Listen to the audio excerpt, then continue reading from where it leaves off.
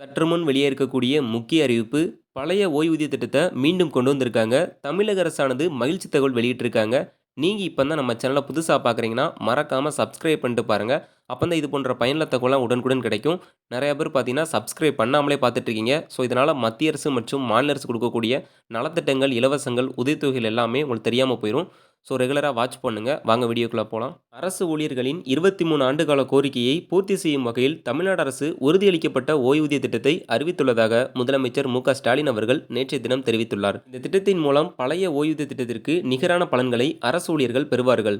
இதுகுறித்து செய்தி மக்கள் தொடர்பு துறை வெளியிட்டுள்ள அறிக்கையில், தமிழ்நாடு அரசு அலுவலர்கள் மற்றும் ஆசிரியர்களின் கோரிக்கையை நிறைவேற்றும் வகையில் பழைய ஓய்வூதிய திட்டத்தின் பலன்களை வழங்கக்கூடிய புதிய திட்டமான தமிழ்நாடு உறுதியளிக்கப்பட்ட ஓய்வூதிய திட்டத்தை செயல்படுத்திட முதலமைச்சர் மு.க. ஸ்டாலின் அவர்கள் ஆணை பிறப்பித்துள்ளார். இந்த புதிய உறுதியளிக்கப்பட்ட ஓய்வூதிய திட்டம் அப்படின்னா என்ன? ஸோ, இதனுடைய முக்கிய அம்சங்கள்லாம் என்ன?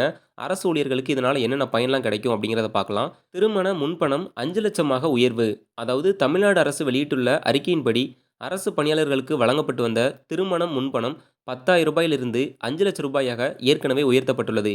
தமிழ்நாட்டில் பணிபுரியும் அரசு அலுவலர்கள் மற்றும் ஆசிரியர்களுக்கு வீடு கட்டுவதற்கான முன்பணம் 40,00,000 50,00,000 உயர்த்தி வழங்கப்பட்டு வருவதாகவும் அரசின் அறிக்கை கூறுகிறது. இவை மட்டுமல்ல, ஒழுங்கு நடவடிக்கைகளால் பணியிலிருந்து ஓய்வு பெறும் நாளன்று தற்காலிக பணியிடை நீக்கம் செய்யப்படும் சூழலை அகற்றி அரசு பணியாளர்களை ஓய்வு பெற அனுமதித்து ஆணை வழங்கப்பட்டுள்ளது.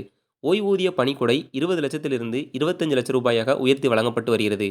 ஓய்வூதியர்களுக்கான மருத்துவ காப்பீடு 10,00,000 உயர்த்தப்பட்டுள்ளது.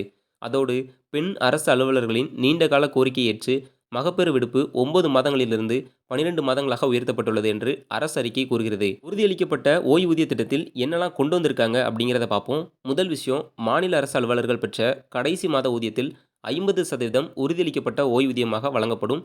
இவ்வாறு வழங்குவதற்கு பணியாளர்களின் 10% பங்களிப்புடன் ஓய்வூதிய நிதிக்கு தேவைப்படும் கூடுதல் நிதி முழுவதையும் தமிழ்நாடு அரசே ஏற்கும். இரண்டாவது விஷயம், 50% உறுதியளிக்கப்பட்ட ஓய்வூதியம் பெறும் ஓய்வூதியதாரர்களுக்கு ஆண்டுதோறும் 6 மாதங்களுக்கு ஒரு முறை அரசு அலுவலர்களுக்கு வழங்கப்படுவதற்கு இணையான அகவிலைப்படி உயர்வு அளிக்கப்படும். மூன்றாவது விஷயம், ஓய்வூதியதாரர் இறந்துவிட்டால் அவர் பெற்று வந்த ஓய்வூதியத்தில் 60% குடும்ப ஓய்வூதியமாகவும் அவர் ஏற்கனவே பரிந்துரைத்த குடும்ப உறுப்பினருக்கு வழங்கப்படும்.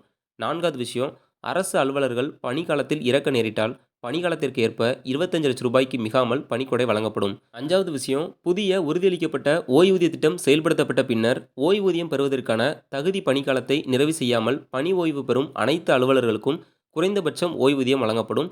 ஆறாவது விஷயம், பங்களிப்புடன் கூடிய ஓய்வூதிய திட்டத்தின் கீழ் பணியில் சேர்ந்த புதிய உறுதியளிக்கப்பட்ட ஓய்வூதியம் செயல்படுத்தப்படுவதற்கு முன்னரே ஓய்வூதியமின்றி பணி ஓய்வு பெறுபவர்களுக்கு சிறப்பு கருணை ஓய்வூதியம் வழங்கப்படும் என்று அரசு அறிக்கை அனுமதிக்கப்பட்டது. இந்த திட்டத்துக்கு அரசு ஊழியர்கள்லாம் என்ன சொல்றாங்கன்னா, தமிழ்நாடு அரசு அறிவித்துள்ள உறுதியளிக்கப்பட்ட ஓய்வூதியம் அரசு ஊழியர்களில் ஒரு தரப்பினருக்கு மகிழ்ச்சியை தந்தாலும் மற்றொரு தரப்பினருக்கு அதிருப்தியை தெரிவித்துள்ளது.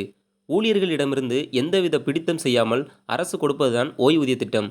இவர்கள் எங்களிடமிருந்து பெறப்படும் தொகையை அரசின் பங்களிப்போடு சேர்த்து அவைகளை வைத்துக்கொண்டு அதில் கிடைக்கும் வட்டியை எங்களுக்கான ஓய்வூதியமாக கொடுப்பதாக கூறுகிறார்கள். ஜாக்டோ ஜியோ அமைப்பின் உயர்மட்ட குழு உறுப்பினர்கள் சி. முருகன் அவர்கள் பார்த்தீங்கன்னா இதை சொல்லியிருக்காரு. மேற்கொண்டு பேசிய அவர், இப்படி செய்வதற்கு பெயர் ஓய்வூதியம் இல்லை. பங்களிப்புடன் கூடிய ஓய்வூதிய திட்டத்தில் ஊழியர்கள் பங்களிப்பு மற்றும் அரசின் பங்களிப்பு என இரண்டையும் சேர்த்து மொத்தமாக எங்களிடம் கொடுத்து விடுவார்கள். அதற்கு மாறாக இதில் அந்த நிதியை அப்படியே வைத்துக்கொண்டு அதன் மூலம் கிடைக்கும் வட்டியை மட்டும் ஓய்வூதியம் என்ற பெயரில் தருவார்கள். இப்படி ஒரு மோசமான திட்டத்தை அரசு அறிவிப்பது கவலைக்குரியது என்று அவர் தெரிவித்திருக்கிறார். அதனால் இந்த புதிய உறுதியளிக்கப்பட்ட ஓய்வூதிய திட்டம் என்பது அரசு ஊழியர்களின் போராட்டத்திற்கு கிடைத்த வெற்றி என கூறுகிறார் ஜாக்டோ ஜியோ அமைப்பின் மாநில ஒருங்கிணைப்பாளர் வெங்கடேசன். மேலும் தமிழ்நாட்டில் உள்ள 140 அரசு ஊழியர்கள் மற்றும் ஆசிரியர்கள் சங்கங்களின் கூட்டமைப்பு 9 ஆண்டுகளாக தொடர்ந்து வந்த சமரச போராட்டத்தை முதலமைச்சர் புரிந்து கொண்டு தேர்தல் வாக்குறுதியை நிறைவேற்றியுள்ளார். இந்த ஓய்வூதிய திட்டத்தை முழுவதாக வரவேற்கிறோம். இதைத் தொடர்ந்து ஜனவரி 6 முதல் மேற்கொள்ளவிருந்த காலவரையற்ற வேலைநிறுத்த போராட்டத்தையும் வாபஸ் பெறுகிறோம் என்று கூறியிருக்கிறார். இதுகுறித்து அரசு ஊழியர்கள் மத்தியிலே ஒரு தரப்பினர் எதிர்ப்பு தெரிவித்து வருவது குறித்து அவரிடம் கேட்டபோது, இந்தியாவில் வேறு எந்த ஒரு மாநிலத்திலும் அரசு ஓய்வூதியம் என்பதை கொடுப்பதே இல்லை. அந்த வகையில் பார்க்கும்போது எங்களது 23 ஆண்டுகால கனவு 9 ஆண்டுகால போராட்டத்திற்கு கிடைத்த வெற்றி இது. இதில் சில குறைபாடுகள் உள்ளன.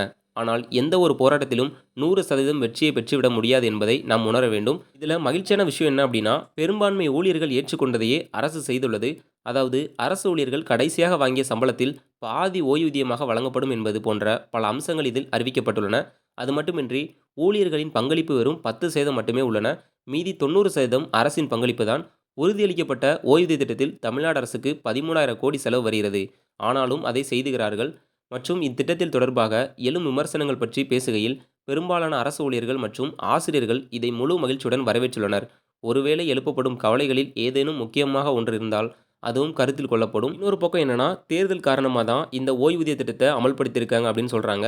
அதாவது அரசு ஊழியர்கள், ஆசிரியர் சங்கங்கள் பெரும்பாலும் திமுக ஆதரவு அமைப்புகளாகவே இருந்து வருகிறது. அரசு ஊழியர்கள் அதிருப்தியுடன் இருந்தால் அரசாங்கத்தையே செய்வன நடத்த முடியாது. இவை அனைத்தையும் மனதில் வைத்து இவை தீர்மானிக்கப்படலாம். எது எப்படி இருந்தாலும் சரி, பழைய ஓய்வூதிய திட்டத்திற்கு நிகரான இந்த புதிய உறுதியளிக்கப்பட்ட ஓய்வூதிய திட்டம் பார்த்தீங்கன்னா கொண்டு வந்திருக்காங்க. இது என்னமோ 9 ஆண்டு கால வெற்றி அப்படின்னே சொல்லலாம். ஸோ மீண்டும் பார்த்தீங்கன்னா ஓய்வூதியம் அப்படிங்கிறது அரசு ஊழியர்களுக்கு கிடைக்க போகுது.